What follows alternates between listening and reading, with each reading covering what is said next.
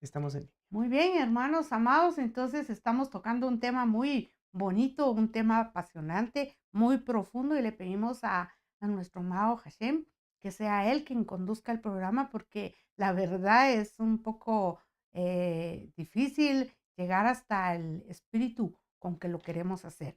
Así que Padre, guárdanos en tu palabra, ayúdanos a tener un discernimiento para que podamos hacernos entender con nuestros amados audiencias.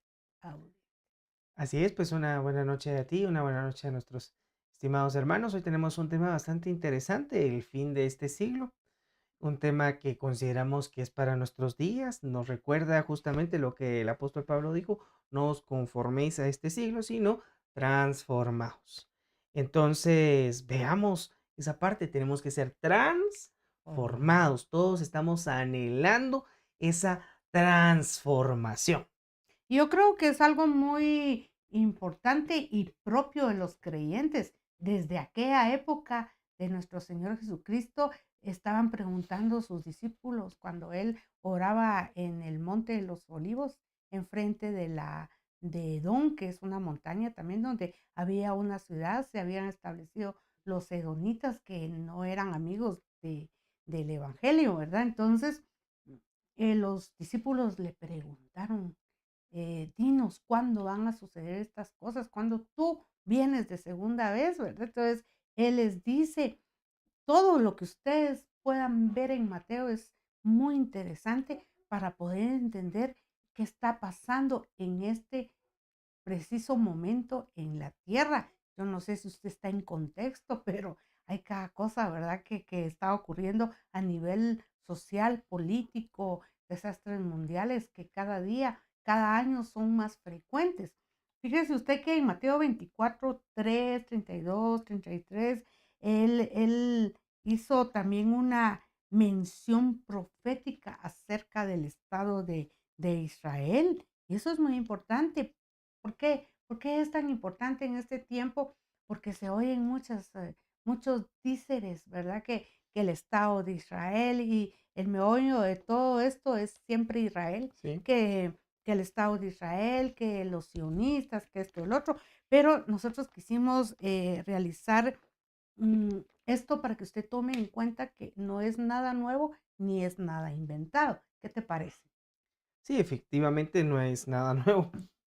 El problema de toda la historia ha sido de que el enemigo quiere borrar el nombre de Israel. Entonces, vemos la persecución, por ejemplo, que tuvo Abraham o la descendencia de Abraham.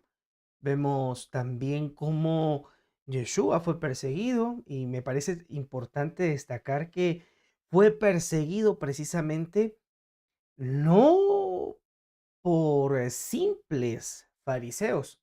Realmente los que eran fariseos en esa época ni siquiera eran descendientes, eso me llama a mí la atención, ni siquiera eran descendientes de Aarón, para nada. Estas personas habían pagado para poder estar en el poder. Corrupción entonces, Eso, esa es la palabra, siempre. corrupción. Ellos no eran legítimos descendientes de Aarón. Por eso aquí valdría la pena también destacar que el último descendiente de Aarón es Juan el Bautista. Y a través de Juan el Bautista, o sea, si lo ponemos en contexto, ¿quién debería de haber sido el sumo sacerdote en la época de Yeshua o de Jesús?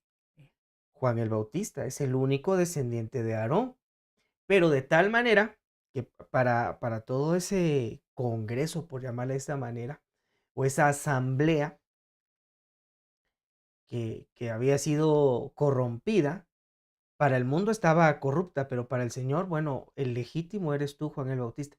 Y es Juan, hasta ahí es donde cobra sentido, de que hasta Juan profetizaron, porque venían hablando de quién, del siguiente después de Juan, que es Yeshua. Y ahí viene Claro, el cambio él de venía orden preparando el sacerdotal. camino, ¿verdad? Bueno, y ahora todo esto que tiene que ver, pues es una cuestión de suplantación de identidad. Lo mismo sucede hoy con lo que es el asunto de Israel, ¿sí? Porque algunos dicen, para nosotros esta es nuestra tierra. Y ahí vienen las disputas de quién es realmente el verdadero aquella persona que, o aquel grupo que va a heredar ese territorio. Bueno, entonces es un asunto de herencias, es un asunto para ver quién es el primogénito también, inclusive viviendo entre el cristianismo y los judíos, ¿verdad? ¿Quién es superior? Siempre hay una situación de rivalidad. Si pasa entre los mismos judíos, de donde hay bastantes órdenes para ver quién es superior a otro, también pasa dentro del mismo cristianismo, ¿verdad? Se pelean denominaciones, se pelean iglesias. Que todos quieren tener la verdad Bueno, y toda absoluta, esta situación nos lleva a analizar, ¿será que hay corrupción dentro de? por supuesto. Si hay corrupción, yo creo que por ahí no es el camino, creo que por ahí no debemos de andar y por consiguiente creo muy, pero muy fuertemente que tenemos que salir de esa corrupción. Vuelvo a repetir, Romanos 12:2, No nos no conformemos, nos conformemos a este siglo, pero esa parte ya la sabemos. A claro. la parte que le quiero dar énfasis es, seamos transformados. Mira, tal vez no es propiamente el tema, pero queda muy a tiempo hablar de esto. ¿Cuántos casos de corrupción no se mira en todas las denominaciones, en todas las iglesias, en todos aquellos que dicen ser seguidores de Jesús? Mucho. Entonces no se está predicando la palabra y si se está Se está predicando adulterando, es ¿verdad? una palabra adulterada. Pero ese adulteramiento se debe más que todo por intereses creados, ¿verdad? Que yo pienso que no vamos a entrar al tema este porque Sí, claro. da para mucho, pero no nos daría tiempo. Sin embargo, es bueno recapitular esta situación para poder entender. Pues cuando nosotros hablábamos de Mateo 24 y ahí está muy clarito que los seguidores, los discípulos de nuestro Señor Jesucristo le preguntaban, porque igual que ellos, ¿Cuándo? yo creo que tú quieres saberlo, yo también, y usted también quiere saber cuándo vendrá nuestro Señor Jesucristo en segunda venida. Entonces él les cuenta y les dice especialmente cuando nosotros leemos Mateo 24, 6, del 6 al 7, en el versículo 6 7 se habla de que ustedes, y un poquito antes, por eso lea todo Mateo 24, que no le va a, en lugar de quitarle el tiempo, nos va a ayudar a comprender lo que está ocurriendo actualmente. Fíjate que en esos versículos se habla de que vendrán rumores de guerra, nación contra nación, terremotos. Y mire, usted ponga las noticias, vea qué está pasando, que a que el Medio Oriente, que a Estados Unidos, ahora América del Sur, ya vendrá con lo de América del Central, tal vez, no sé, pero todo está convulso. Y ahí dice, será ese el principio de dolores. O sea que nosotros estamos ya entrando a un tiempo, yo me imagino que por eso es nuestro, el título que se le puso al conversatorio hoy, porque estamos realmente, si usted se pone a analizar eso, estamos cerrando como que es algo un poquito lento, pero estamos cerrando este ciclo del Olam Jase, ¿verdad? Para La, entrar al otro que es el Olam, ¿cómo? El cuando ya venga nuestro Señor Abba, Jesucristo, Abba, es el Olam, Abba. Sí, es el es Atídlabo y el Olam Jabá, que es ya después del milenio. exactamente. Pero antes de todo eso, mire, fíjese que, y esto lo voy a remarcar porque muchos hermanos creyentes siempre están con la pena, pero bueno, cuando venga todo eso ya no vamos a estar aquí. Y nosotros hemos hablado no porque sea una teoría nuestra, sino que la palabra, si usted la busca, así dice, en el versículo 29. Fíjese que el Padre describe todo lo que yo les estoy diciendo y mucho más. Vendrán pestes, hambrunas, todo esto. Pero después dice de la tribulación de esos días, o sea que no va a ser algo así pasajero como, sí, en tal continente, mucha hambre, mucha... No, eso va a ser en todos lados. Después de esa tribulación y de esos días, entonces dicen los versículos más abajo, se sonará el shofar y los ángeles vendrán, dice, a traer a los escogidos, o sea, al pueblo del Padre, para serlos llevados no al cielo, sino que a la nueva Jerusalén, ¿Cómo? Ahí sí, yo no sé, ¿verdad? Pero van a ser transportados. Entonces, ¿por qué traemos todo esto ahora? Porque necesitamos estar preparados. Yo miro que las personas andan muy atribuladas y no es porque uno sea irresponsable, pero el trabajo es el Dios de este tiempo, ¿va? Nadie tiene tiempo porque todos trabajan y trabajan y trabajan y todo. Ya se puso a pensar y siempre lo decimos, ¿verdad? Tú, se quedan las cosas aquí, todo lo material se va a quedar y lo que más merece atención es la preparación de nuestra alma y la de nuestra familia, ¿verdad? ¿Tú qué opinas de eso? Sí, la preparación es importante. Miren, no tenemos que tapar el sol con un dedo, no se puede, ¿verdad?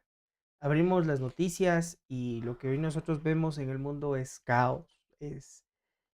Hay quienes dicen esto es principio de dolores. Yo diría que sí, pero yo no le pondría principio de dolores. Esto ya es que vamos encaminados en dolores. Y cuando uno mira noticias y compara, por ejemplo, años anteriores, pongamos una fecha antes de este siglo gregoriano, ¿verdad? Era muy estable. O sea, sí habían obviamente conflictos militares, pero hoy han aumentado. Y pues bueno, así como esto, en este caso hablando de geopolítica, pero también en la parte espiritual, ahora vemos que cada uno tiene un maestro para sí. Es que me gusta escuchar a tal predicador porque él predica como a mí me gusta, cuando realmente eso es lo que la Biblia nos insta. No, nos está instando a que seamos transformados, y la transformación es algo que es directamente de mi parte con Él. En el texto que estabas planteando de Mateo 24 habla de señales antes del fin. Yo Ujú. no le puse ese título, lo ponen normalmente las editoriales, pero llama la atención que se hable de esas señales como señales antes del fin. ¿Fin de qué? De la temporada, fin del tiempo, de la era. Ahí no acaba todo, después viene una era milenial, es una era preciosa según narran los profetas. Ahora, ¿por qué vemos estas convulsiones? Si alguien se ha preguntado por qué el mundo hoy arde y está en caos. Lo que pasa es de que el sistema que nosotros conocemos hoy, ese sistema político, ese sistema religioso, Financiero. financiero, en todo sentido, cualquier sistema está llegando a su punto Colapso. máximo y por lo tanto va a colapsar. O sea, eso es lo que se llama como tribulación, y en ese colapso lo que se va a acercar es el nuevo sistema. Yo comprendo que algunos de mis hermanos que ahora estarán revisando esta grabación dirán, sí, es que el nuevo orden mundial es malo. Depende, escuchen con atención. Uno es el nuevo sistema de orden mundial que se está planificando por parte de los políticos, los economistas, los educadores, en toda área, para darle solución a este caos porque está llegando Al al máximo, máximo. Mira, al un ejemplo, clímax. hoy se habla de democracias. Las democracias realmente llegaron No a su existe. colapso. Las repúblicas están llegando a su colapso. O sea, todas esas teorías están llegando a su límite. Ya caducaron. Exacto. Lo que es izquierda, derecha, todo eso Se ha ya. ido transformando. Pero también estos problemas se dan porque viene un nuevo sistema, pero no me refiero al que se está planificando de la parte política, económica, sino a ese nuevo sistema que la Biblia describe como milenio. La pregunta es ¿cuándo? Así como Ah, dice, ¿verdad? pero sí, pero fíjate que ahí en el mismo Mateo 24, la profecía que nuestro Señor Jesucristo da es esta, y escuche bien, aprended, le dice él a sus discípulos, de la higuera, aprended de la parábola, dice. Cuando su rama ya se pone tierna y echa las hojas, veréis que el verano se acerca. Entonces, Israel para nuestro Señor es considerada como la higuera. ¿Tú tienes una idea por qué? Mira, hay 7 frutos en la tierra de Israel, y que haya escogido la higuera para este ejemplo no es una simple casualidad. Tiene mucho sentido poder analizar. La higuera Voy a ir diciendo por qué en el transcurso de este diálogo, pero la higuera tiene la peculiaridad de que tras las primeras lluvias salen las flores, es decir, los higos, de un momento a otro. Tú tienes una higuera en casa y te das cuenta que hoy llueve, por ejemplo, mañana está verde y hermosa, o sea, es algo repentino. Ahorita quiero dejar esa frase destacándola Repentino. por ser algo repentino, ¿verdad? Y posteriormente iré diciendo también por qué la higuera. Claro, entonces es muy importante porque él acerca de Israel habla y que pongamos atención porque dice, no pasará esa generación para hasta que yo venga. O sea que esto es muy importante porque una generación en esta connotación bíblica generalmente es de 70 a 80. Cuando nosotros decimos, pero ¿de qué generación está hablando y de qué? Pues no nos perdamos porque él estaba hablando que cuando reverdeciera la higuera, o sea, Israel nuevamente, acuérdese que Israel en un momento determinado, todos los que vivían en esa tierra prometida que le fue dada al padre Abraham, a Jacob y Sí, a Isaac los y Jacob, patriarcas, sí. esa tierra, porque es una tierra prometida, no es inventada, como muchos dicen, ¿verdad? Muchas personas, así, pero ¿por qué? Que Palestina, que esto, que el otro, no. Palestina es parte de Israel y es la tierra que el Padre guardó y prometió para su pueblo. Entonces, llegamos a esta conclusión que es importante saberlo porque nosotros generalmente nos ponemos a oír cosas que se están dando en este momento y opinamos sin saber, ¿verdad? Que sí, que tanto genocidio por aquí, que genocidio por allá, pero realmente lo que dijo el Padre es en el sí, en el amén, y esa tierra es para su pueblo. Entonces, cuando él habla de esto, cuando Israel resurgió, que fue en el año 1948, en ese mismo momento de ahí se está partiendo para una nueva generación. Del 48 a la fecha, ¿cuántos años más? Para que tengamos la idea, porque la palabra de Dios dice que el hombre, su tiempo de vida es de 70 años en este tiempo, 78. 78 años, y los más robustos 80, dice, ¿verdad? Quedarían 2 años según ese. Sí, entonces que esa generación va a ver el nuevo, cuando él ya se establezca en su tierra, ¿vale? La segunda venida. O sea, todo esto lo dejó profetizado nuestro Señor Jesucristo. Pero lo más importante es que a mí me gusta entender por qué él dijo que cuando sea todo esto, el verano se acerca, dijo. Él acuérdese que hablaba muchas metáforas, el padre, ¿verdad? ¿Por qué el verano se acerca? Porque acordémonos que entre el verano y el otoño siempre hay, es cuando se recogen las cosechas. Y nosotros, el Padre nos tomó como una cosecha, como el trigo y la cizaña. Entonces, Sí, ahí la nosotros, distinción, trigo y cizaña.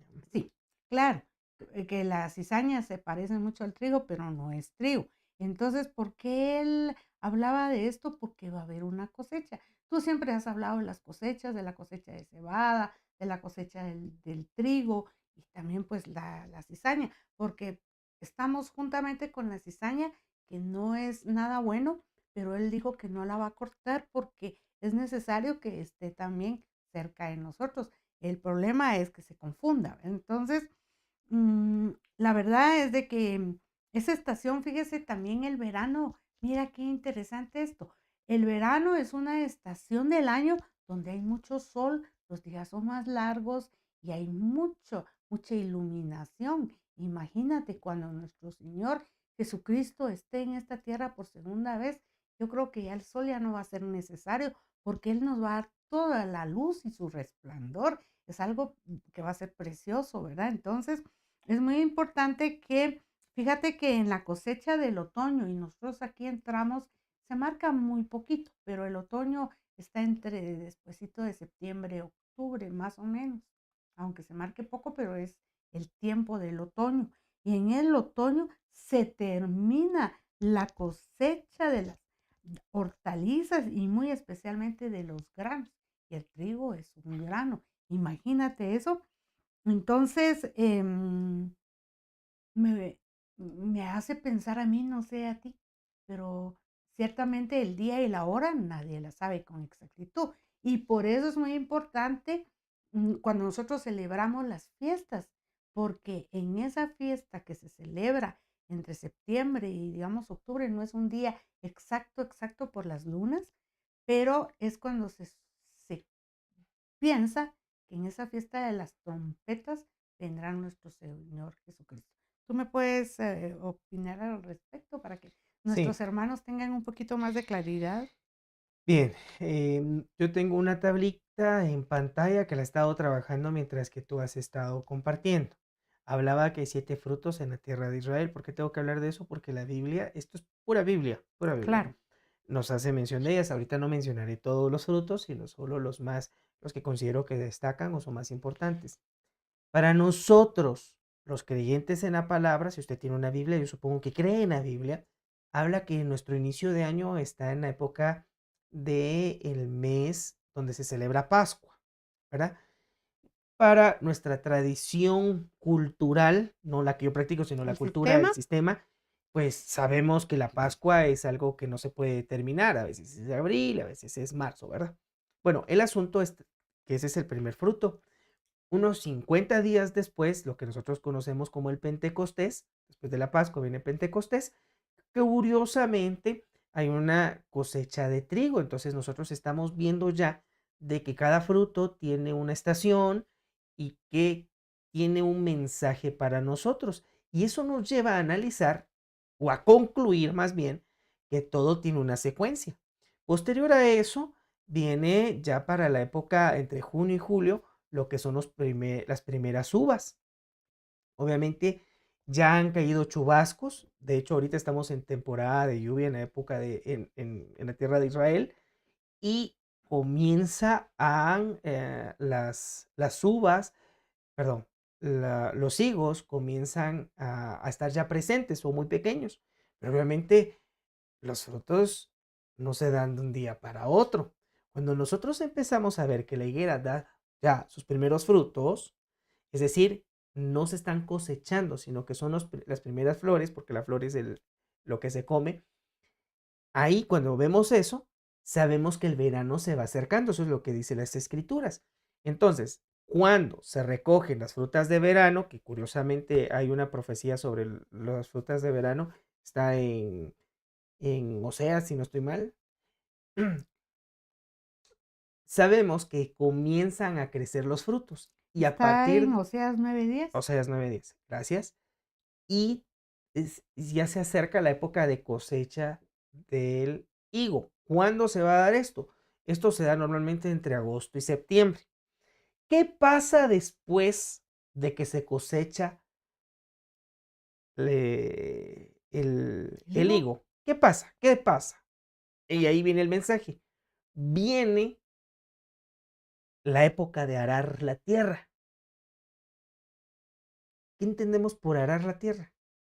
arreglarla eh, con, bueno, hay maquinaria, ¿verdad? Que se usa para socavar un poco y revolver, por Y se decir, ¿verdad? prepara. Preparar. Bueno, pero entonces en este caso ya nos está llevando a reflexionar que las festividades, los tiempos, la Biblia tiene un lenguaje bastante de agricultura y de tiempos.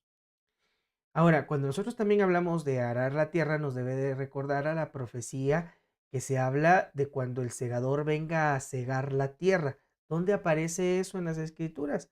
Pues es la profecía de Damasco. ¿Cuándo se da esto? Justamente en las fiestas de trompetas, de expiación, de cabañas, es donde se da la situación de arar la tierra, ¿no? Entonces, amados hermanos, este es un lenguaje bastante profético, este es un lenguaje bastante para nuestros días, que este es otro segundo punto para analizar. ¿Qué nos muestra la higuera? Aparte que su crecimiento es rápido, también nos muestra que se acerca la época de arar la tierra. Y fíjate que a mí me gustaría ejemplificar esto porque Ciertamente yo tengo una higuera en casa y en junio empiezan los brotecitos Para chiquitos. nosotros, aquí en América, Ajá, ¿verdad? en julio un poquito más grandes y muy acertado si nosotros lo cosechamos finales de julio, principios de agosto, porque el higo ya está maduro y tiene la bendición de que no se acaba. Ahí se cosechó uno, pero ahí viene la otra cosecha.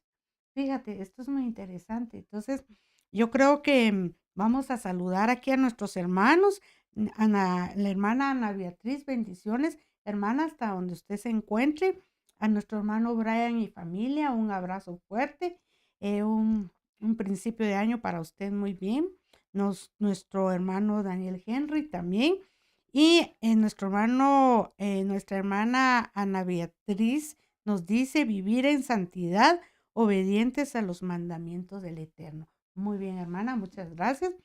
Y nuestro hermano pastor dice, la preparación no está únicamente en congregarnos, sino que está basada en poner por obra la palabra del Eterno. Como ejemplo es morir a las obras de la carne para vivir conforme al fruto del Espíritu. Y eso es lo que tenemos que hacer ahora, ¿verdad tú? Estar pendientes de nuestra propia vida antes que todo, porque queremos estar preparados para cualquier cosa que ocurra, ¿verdad? Muy bien, entonces hablábamos de que Israel es la higuera del Dios de Israel. En Oseas 9:10 dice, como las uvas en el desierto, hallé a Israel. Como las primicias de la higuera en su primera cosecha, vi a vuestros padres. Y miren qué bonito, porque yo les hablaba que la higuera no tiene solo una cosecha. Yo no sé qué tú nos puedas aportar aquí con relación a esto que dijo el padre en Oseas, que la primera cosecha fueron los padres, los anteriores. Sí. Para hacer ese comentario, repito Romanos 12:2, pero ahora la siguiente parte, renueven su entendimiento, dice Pablo. ¿Qué significa eso? Que lo que yo aprendí, quizás lo que aprendí no es así como lo aprendí, ¿sí? Y tengo que ver que hay algo más. Tengo que ver que hay un lenguaje. David dice, yo escribí en un lenguaje que no entendía, dice el mismo David, el rey David, el que escribió el libro de los Salmos. Bien.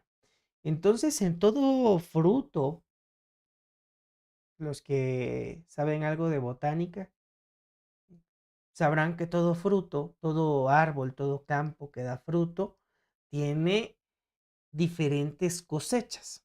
¿Qué quiere decir eso? Que hay una cosecha, los primeros frutos, ¿sí? Los primeros frutos, primeros brotes. Hay una cosecha mayor y es cuando la mayor parte mm, de ese cultivo da en fuerza. Por ejemplo, tenemos un campo, pensemos de trigo, ¿verdad? Aunque estamos hablando de la higuera, pero por poner un ejemplo. Entonces van a dar los primeros granos de trigo y se empieza a recoger, ¿verdad? Pero luego el campo empieza a estar lleno ya de fruto y esa es la gran cosecha. Eso no significa que sea la última cosecha. Está la cosecha de los rebuscos. ¿Qué quiere decir todo eso? Aquí es algo que tenemos que analizar, que es algo profético.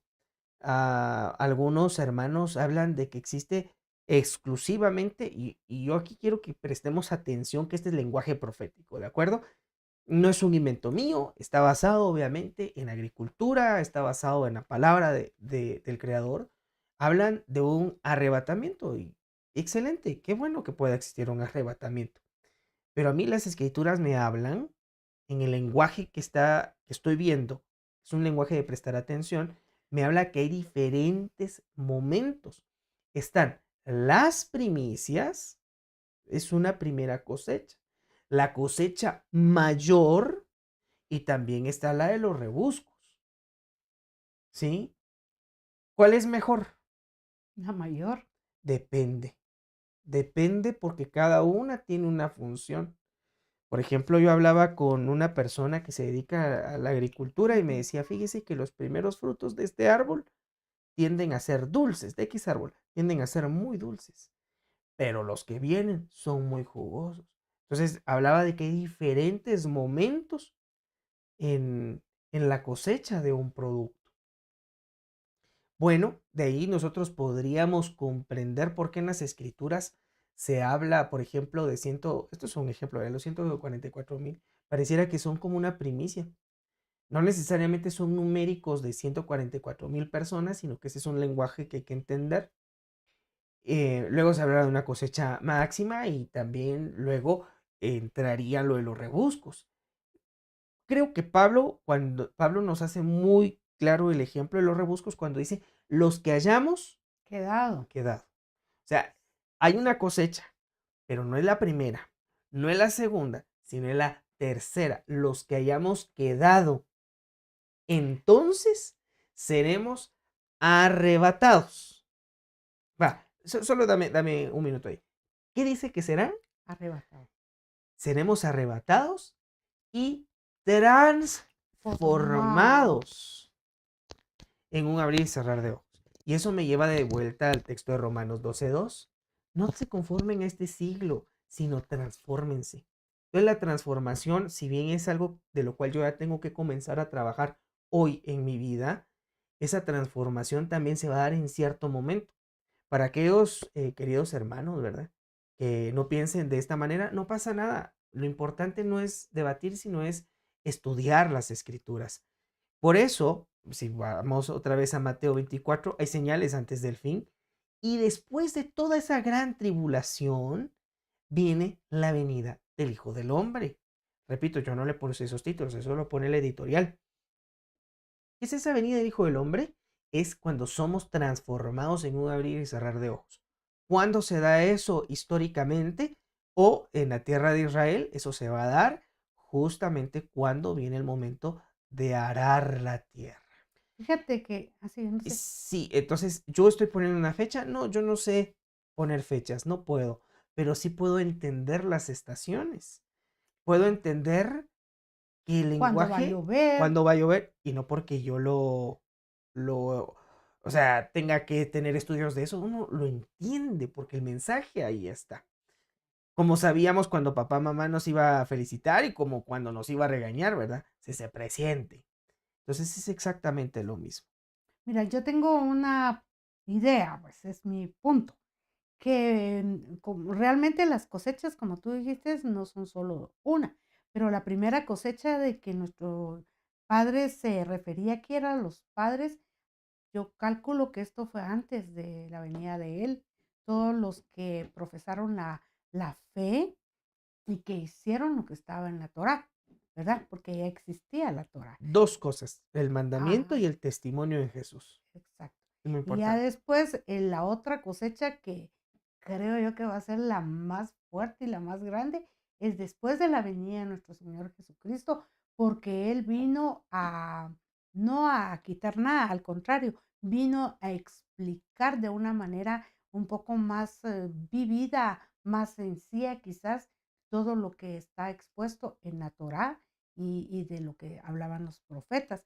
Entonces, obviamente, este evangelio del reino se ha expandido en todo el mundo. Entonces la cosecha va a ser muy fuerte.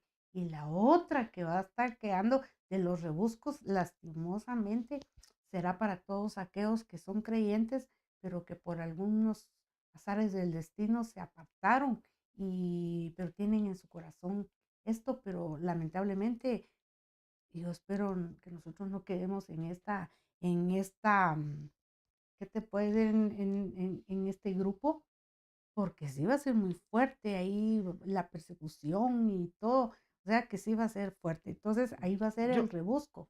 yo me permito disentir Ajá, en este punto, porque Pablo se pone como parte del rebusco, los que hayamos quedado, y él no se pone como algo negativo el haber llegado hasta ese punto. Inclusive el libro de Revelaciones o de Apocalipsis dice, ¿quiénes son estos que están de blanco? Pues estos son los que salieron de la gran tribulación. Mira qué connotación. Si a mí me dicen, ¿te gustaría ser parte del altar del incienso? Del que aparece en el libro de Revelaciones, de esos que están vestidos de blanco, pues no lo dudo. Yo contento. Estaría en una perfecta posición. ¿Por qué? Porque tal vez esto nos llevaría a analizar otro tema. ¿Quiénes son los que entran a la tierra? Porque no todos van a entrar a la tierra. Así rápidamente, porque eso tiene que ver con el mundo actual. El tabernáculo es el centro de la tierra de Israel. No geográficamente, sino el punto más importante. Pero no todos van a poder vivir en la ciudad de Jerusalén. Eso es lo que nos están mencionando los profetas. Hay quienes van a vivir afuera. Los que vivan afuera tendrán un tiempo de caducidad de 1000 años, es decir, un día. Podrán entrar, necesitarán cura y por eso una vez al mes irán a curarse con el fruto que sale del árbol de la vida, pero no van a ser eternos. Va, entonces veamos, está el que llega a curarse y el que va a vivir en la tierra. Del que viva en la tierra es grande, pero el que esté dentro de su morada, eso está mejor. Y Por te supuesto. imaginas que nos coloquen en la posición de ¿quiénes son estos? Los que salieron de la gran tribulación. ¿Y en dónde están? No están afuera de Israel, de la tierra Están prometida. adentro. No están dentro de las murallas de Jerusalén nada más, sino que están dentro de la casa de Dios. Eso tiene una Sí, connotación no, súper grande. yo entiendo que es un gran privilegio, pero el sufrimiento, Pero es que el sufrimiento siempre ha estado. pero Dime ahí tú, va a por estar ejemplo, muy ¿en qué fuerte. época no hubo sufrimiento? No, si tú revisas la historia en todos los tiempos, en todas las los estadios. Platicando con Ujú. algunas personas, recuerdo alguna vez que dijeron, a mí me gustaría haber nacido en la época de Jesús. Ah, sí, qué precioso. Pero lo que no sabemos es que los que nacieron en la época de Jesús o de Yeshua murieron crucificados como Jesús o como Yeshua. Él me decía, hermano, eso no es posible. Vaya a hacer sus cuentas, busquen los libros de historia. Estamos hablando de 40 años después de Jesús. Todos los que vivían en Jerusalén fueron crucificados. No lo digo yo, dicen los libros de historia. ¿Te imaginas qué momento? Qué La terrible. Edad Media. ¿Quién quiere vivir en la Edad Media? Entonces, todas las estadías o todos los tiempos tuvieron su momento difícil. Aquí viene otra forma de interpretar este calendario, o no este calendario, sino estas estaciones. La época de la cebada sería los que estuvieron antes de Yeshua. La época de la cosecha del trigo es justamente el Pentecostés. O sea, perdón, no me refiero a la denominación pentecostal, sino En la época, en la era del mover del el espíritu. avivamiento. El avivamiento es lo que nosotros podemos colocar. Y luego de eso está ya los que se aproximan al final de la época, es decir, los higos, que es al final de esta era. Entonces, hablaba hace un ratito de cuándo será. Yo sí hago cuentas, no sabemos exactamente cuándo es el nacimiento de Jesús, de Yeshua. Nadie que lo diga que lo sabe Exacto, no. es un mentiroso. Es un mentiroso. Ni los mejores teólogos, estudiosos, que han leído tantísimo libro, las eminencias pueden calcular el tiempo. No se puede, porque hay errores. Lo que quiero decir con todo esto es, sabemos que hay un margen de error.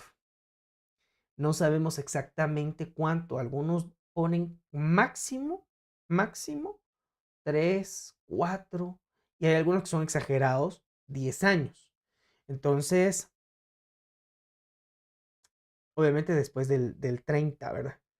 Eh, es una situación que tenemos que ver, pero nos estamos aproximando ya al cambio de la era. Sí, no, y esto es muy importante, pero yo sé que la explicación que tuviste es muy óptima, pero ¿a qué nos vamos a arriesgar? Yo no sé usted qué piensa, pero mejor preparémonos bien para irnos a la primera, ¿verdad? Yo es lo que anhelo. Sí, Yo, madre, pero mira, y es que ahí es donde entra la controversia del dispensacionalismo. Parte de esa controversia es, yo no voy a ver nada porque ojos que no ven, corazón que no siente, me voy. Yo lo entiendo. ¿Quién quiere estar en el momento difícil? Nadie. Somos amigos en las buenas y en las malas. Te conocí, pero ahí la dejamos. Va. Los discípulos, ¿cómo terminaron? Todos, crucificados, apedrados. excepto el último Juan, que está en el exilio. Ahora, yo no quiero ser, si tú me pones a analizar, yo no quiero ser de los que vive afuera. Yo quiero estar viviendo con él, en la casa de él. Yo no quiero ser un seguidor de Jesús. Yo quiero ser el discípulo de Jesús, de Yeshua. Entonces, hay diferencias. Sí, yo creo que eso lo Entonces, te anhelamos imaginas, todos. yo quiero un escape, que me digan el número para escapar, pero voy a estar lejos. ¿Dónde se prueba el amor? Yo pienso que en las malas, En en el el fuego, momento, ¿verdad? sí, sí, claro. Por eso nos dicen que cuando llega el momento de las bodas, están bodas de plata, bodas de oro. Pero estos minerales tienen que ser fundidos a Al hierro, fuego. a fuego, Y ahí es donde se prueba el buen metal. así es. O vamos a hacer como la hojarasca. No, no, no, esa se quema y se acabó. Mira, pero tú decías algo muy interesante. Después de este tiempo que ya se está finalizando, no decimos que mañana ni pasado, pero nos lo hace ver la simple inspección y comparación con la palabra. Entonces, eh, cuando acabe este milenio y nuestro Señor venga por su pueblo, que así va a ser, se va a ir a vivir al cielo entonces. Esa es otra Es que yo situación. quiero que hablemos de esto un poco. Literalmente, literalmente, no existe. Disculpen si alguien va a diferir conmigo, pero es lo que yo veo. Si usted lo ha visto de otra manera, está bien, aquí podemos conversar. Yo no he visto donde diga que vamos a ir al cielo. Al contrario, si yo voy a la fuente más antigua, que son los textos bíblicos, ¿y a quién le voy a consultar? Le voy a consultar a los profetas. Los profetas nos dicen de que todos nosotros seremos, viviremos, repito, regresaremos del exilio. Regresaremos del exilio, es decir, que nosotros deberíamos de haber estado sembrados en la tierra de Israel, pero fuimos esparcidos. Y el texto de Isaías, que es un texto precioso que habla muchísimo de Jesús, de Yeshua, hasta su mismo nombre tiene que ver, Yeshaya, de Yeshua, tiene un vínculo ahí de salvación, ¿no? Eh, Nos habla de que hay que retornar. También Zacarías dice, ¿verdad? Suficiente, o Todo, sea, o sea que tanto texto bíblico que habla del retorno del pueblo a la tierra. A la tierra prometida. Por eso es tan importante conocer esto, porque fíjense ustedes que hemos hablado mucho de que la casa de Judá está, muchos retornaron, pero no todos. Algunos. Toda vez están mucho, también bastantes en otros países, pero van a retornar. Pero Bueno, lo importante de ellos es que no perdieron su identidad. Ellos siempre preservaron la Torá y los mandamientos que recibieron en el monte Sinaí sus ancestros. Eso fue lo que los ha hecho diferentes a ellos.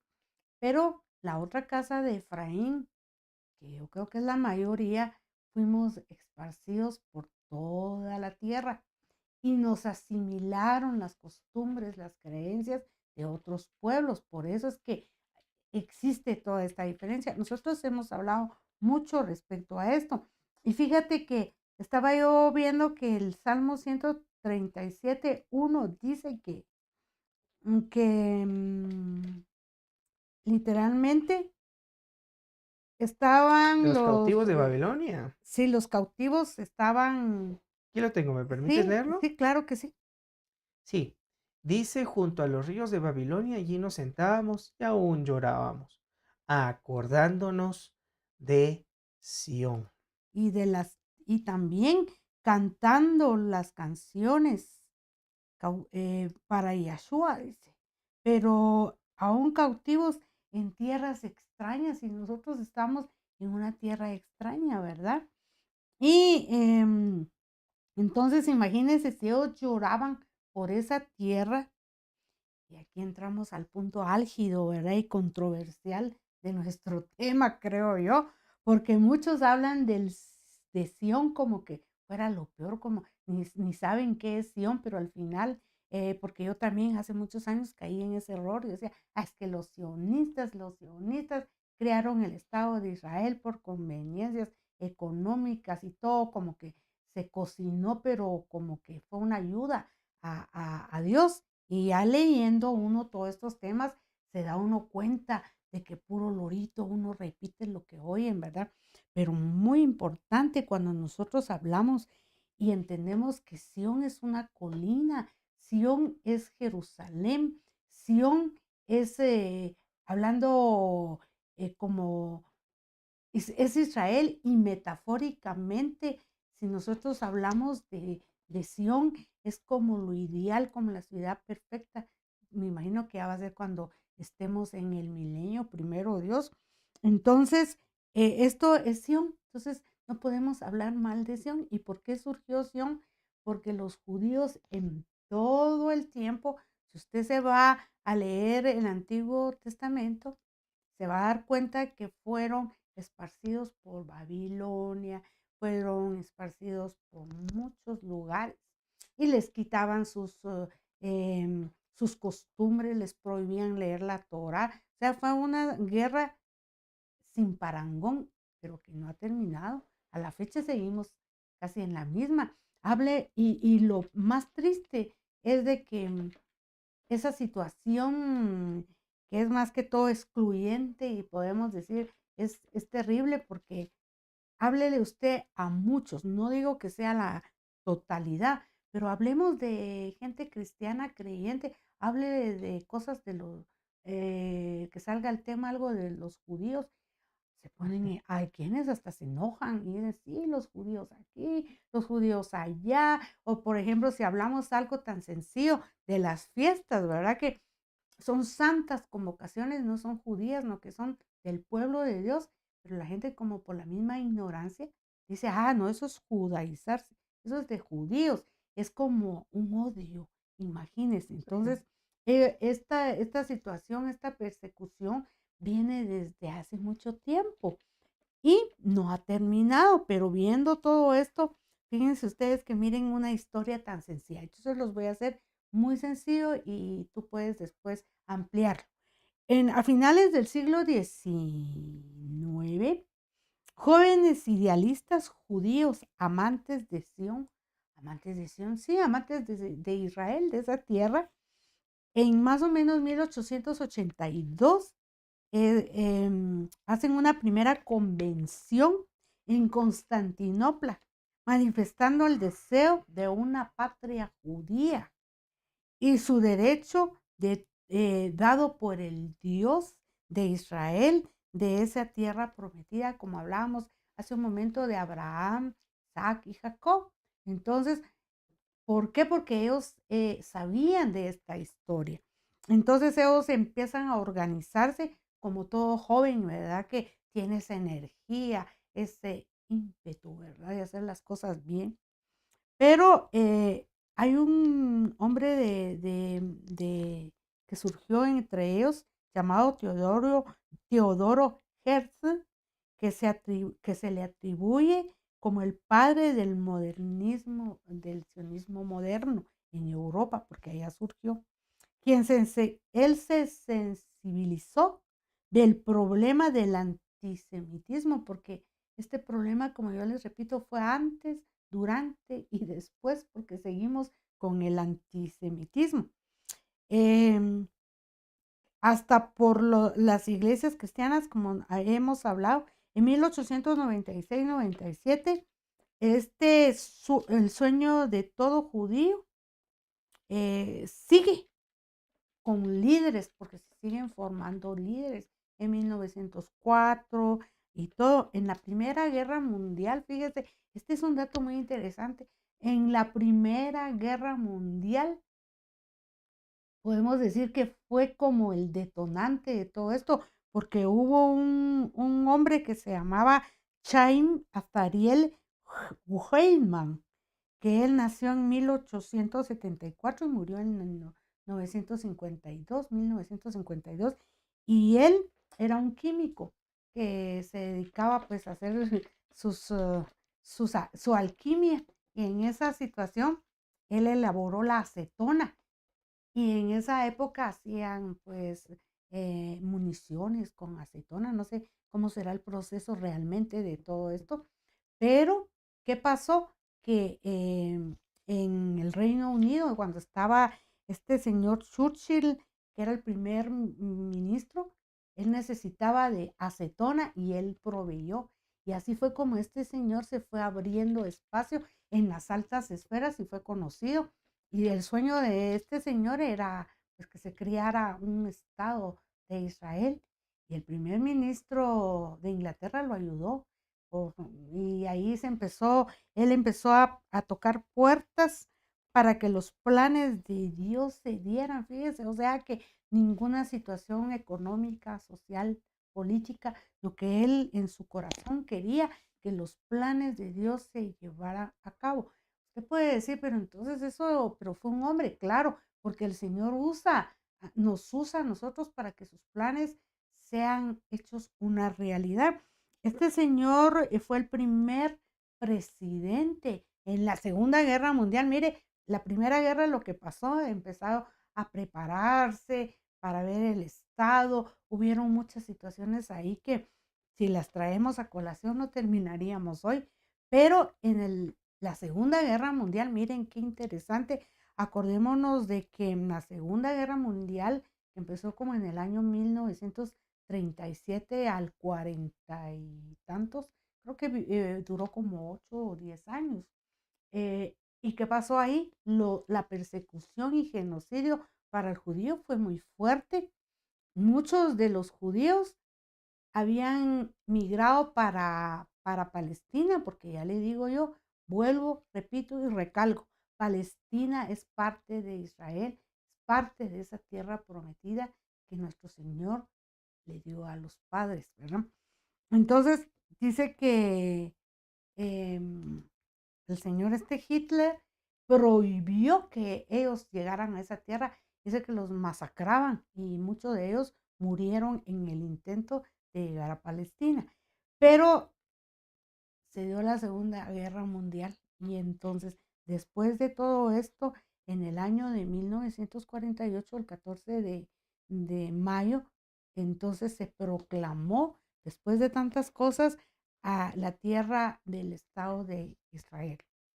¿Qué pasó ahí? Fíjate, fue algo tremendo porque inaugurando la nueva tierra, los árabes detonaron bombas en contra de este nuevo estado que empezaba, que nació ese día y el mismo día empezaron a bombardear. Por lo tanto, ha sido una situación muy difícil, muy tremenda y la verdad que mucho se ha vaticinado, mucho han hablado los medios de comunicación que pasó la primera, la segunda y vendrá una tercera. Y quizás esta tercera va a servir para marcar entonces una diferencia. Sí. ¿Se ha fijado que todas estas situaciones políticas han marcado lo que es la palabra del Padre? Sí, algunos hermanos dicen que Israel es el reloj profético de Dios. Yo no sé si el reloj que tiene el creador es de marca Israel. No, no lo puedo decir así. La verdad, eso es algo que nosotros llegamos a la conjetura. Sin embargo, pues hablaba sobre el Salmo 137. Es un salmo que es peculiar porque pareciera ser que si lo escribe David, después, muchos años después de David, viene el exilio a Babilonia. Entonces, pareciera que entonces David estaba profetizando el exilio a Babilonia. Ahora, ¿cuántos exilios hay? Nosotros encontramos que hay muchos exilios, eh, pero la idea es de que Israel siempre vuelve a la tierra. Hoy, Israel tiene que volver a su tierra. Entonces alguien va a decir, pero yo en dónde estoy ahí. Bueno, tengo aquí un mapa. A mí me llama la atención ese mapa porque vemos la casa de Israel, es la parte norte. Esa casa está comprendida por que son 10 tribus. Y la casa del sur, que es Judá. Realmente, en territorio quizás es más grande Judá, pero Israel comprende muchísimas más tribus. Me llama la atención que en este mapa que estoy colocando, Filistea no se haya tomado en cuenta. Y ahí para el que quiere estudiar sobre este tema. Aquí me hubiera tocado el territorio de Filistea, una parte de Filistea, Dan. Curiosamente, si alguien va al libro de Apocalipsis o Revelaciones, Dan no es mencionado, algo pasa por ahí, es para hacer un análisis. Bueno, entonces, nuestros hermanos judíos están retornando. Hoy nosotros, el resto de los creyentes, porque Dios no dice que tiene hijos judíos, no, Dios dice que tiene Un hijos, pueblo. un pueblo llamado Israel, e Israel tiene dos grandes grupos. El otro grupo no puede volver a esa tierra por una sencilla razón, que yo puedo entrar a ocupar la tierra solo si me vuelvo judío. Ahí está el asunto. Y para hacerlo, o sea, no de religión, sino nacionalizado. Es una cuestión ahí bien interesante porque es diferente. Menciono algunos nombres para que no vayamos a pensar que todo es igual. Una cosa es ser hebreo, otra cosa es ser judío, otra cosa es ser Israel, otra cosa es ser israelita. Son cosas muy distintas. Pareciera que todo habla de lo mismo, pero nada que ver. Y otra cosa es ser semita. Tendríamos que ver a qué grupo se refiere, pero eso sería otro tema. Y hoy no vamos por ahí. Entonces el asunto está en que a mí me recuerda Yeshua, su parábola, y dice, yo soy la puerta, quien quiera entrar, que Entra entre por por mí. mí. Entonces también me lleva al texto del profeta donde dice que al final de los tiempos van a haber 10 hombres de todas las naciones y se harán al manto de un judío. ¿Quién es ese judío? Es Yeshua. Entonces yo hoy que vivo fuera, digo, yo creo en Jesús, me tomo sus mandamientos, porque son sus mandamientos, y yo ya tengo acceso. ¿Cómo va a suceder?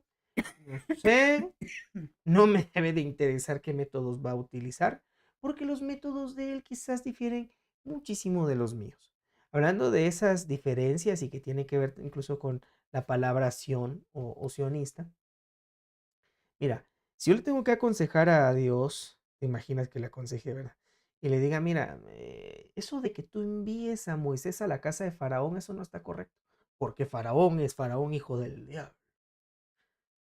Pero no, a él se le ocurrió que ese era el mejor lugar para preparar a Moisés. ¿Y qué hizo? Lo preparó en el lugar donde él quiso. Lo mismo pasa con Sion. Aunque yo tengo hermanos en la fe que dicen, no, es que el sionismo, eso no es de Dios. Entonces, ni modo que a Dios le dio, con todo respeto lo digo, pero es que tengo que llevarlo al extremo. Entonces le dio Alzheimer el día que se estaba instituyendo el Estado de Israel. Y, hijuela, se le coló el Estado de Israel. No, ¿tú crees que él no lo tenía en su plan? Claro, todo lo que ha pasado, él ya lo sabe, porque es el mismo de ayer, de hoy y de siempre.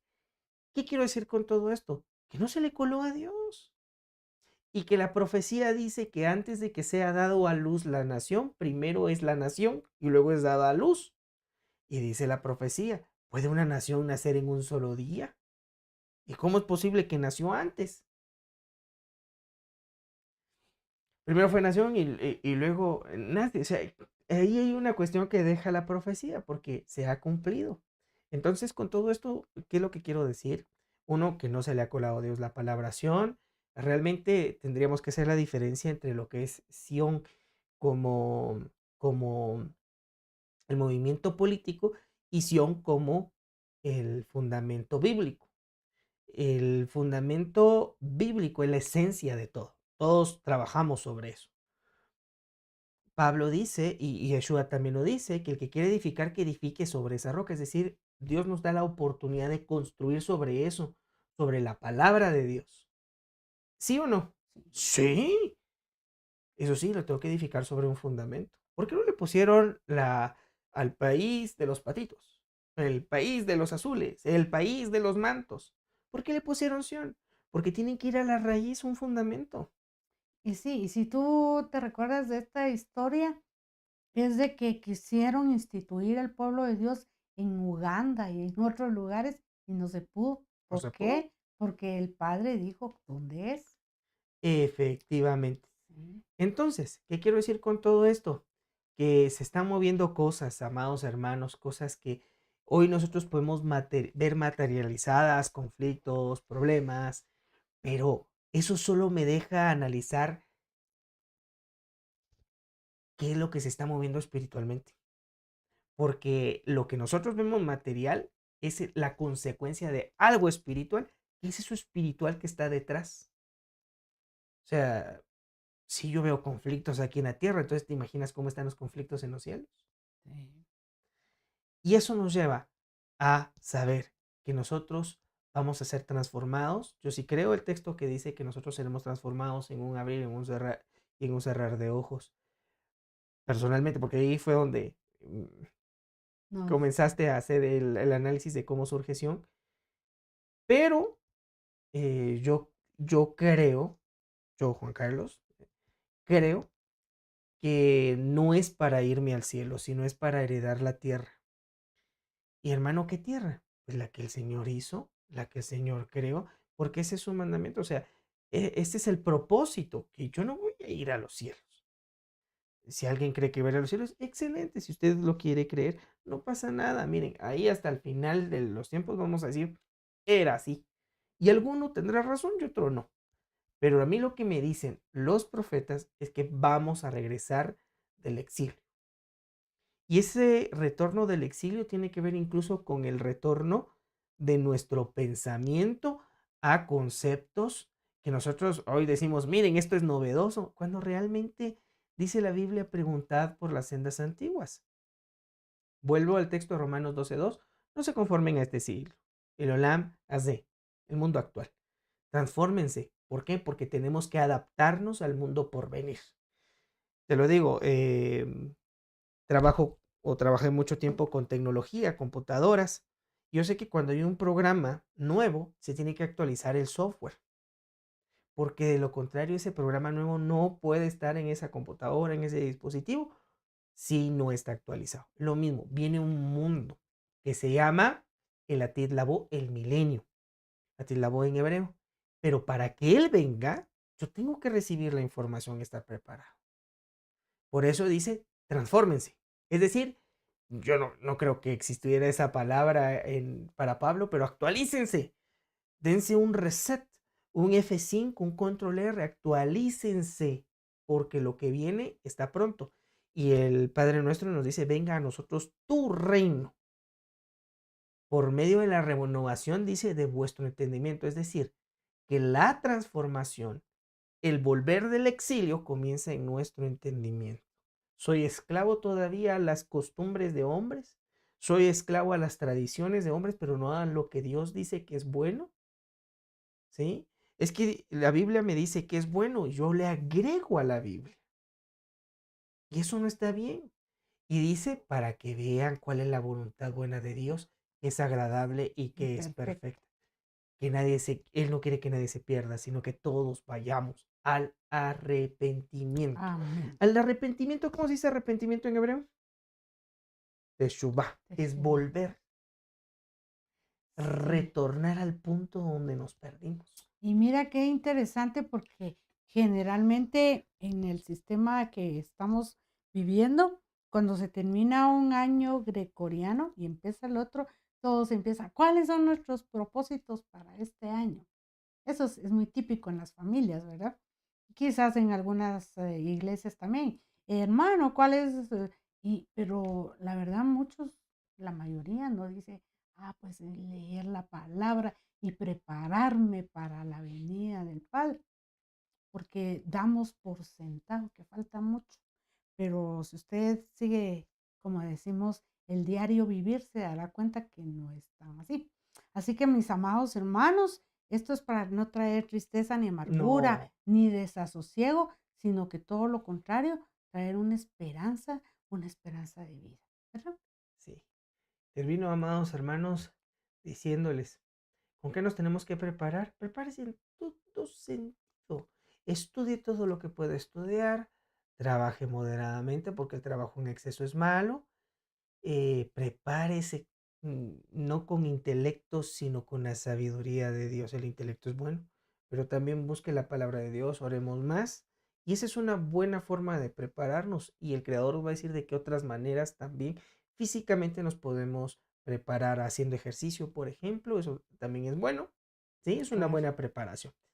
No nos confirmemos a este siglo porque está a punto de caducar. ¿Te recuerdas? Solo rápidamente, ¿te recuerdas del Y2K? El cambio de Sí, 1999 al año 2000, todas las máquinas iban a colapsar. hasta que se les puso una actualización para que no murieran. Es lo mismo, estamos a punto de caducar a este siglo, este sistema como hoy lo conocemos, está a punto de llegar a su fin. Así es. Entonces, Romanos nos dice, actualízate, transfórmate. Y la transformación comienza aquí. Que el Espíritu de nuestro Señor sea quien nos transforme. La paz y las bendiciones Ah, del pero Creador para no se les ustedes. olvide, mañana tenemos nuestro primer ayuno. Aparte su tiempo. Si usted quiere comunicarse para una oración, usted lo puede hacer solo, pero mejor entre más nos pongamos todos a clamar por algo, dice que los cielos se conmueven. Así que lo esperamos mañana a las 9 de la mañana y siempre a nuestros conversatorios los días miércoles y por supuesto el día domingo a la palabra, ¿verdad? Que estemos pendientes de a las 11, ¿verdad? En la mañana.